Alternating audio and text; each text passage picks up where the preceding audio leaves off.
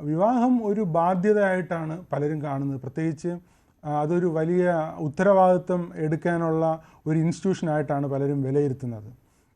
പക്ഷേ അത് ഒരു പുരുഷ മേധാവിത്വം കാണിക്കാനുള്ളൊരു സ്ഥലമായിട്ടാണ് പ്രത്യേകിച്ച് അൺമാരീഡ് ആയിട്ടുള്ള യങ്ങർ ഫീമെയിൽസൊക്കെ തന്നെ പലരും അതിനെ നോക്കിക്കാണുന്നത്. പക്ഷേ യഥാർത്ഥത്തിൽ ഹിസ്റ്റോറിക്കലി നമ്മൾ ഇവാലുവേറ്റ് ചെയ്ത് നോക്കുകയാണെങ്കിൽ ഇതൊക്കെ തന്നെ വളരെ തീർത്തും തെറ്റായ കാര്യമാണെന്ന് നമുക്ക് മനസ്സിലാക്കാനായിട്ട് കഴിയും.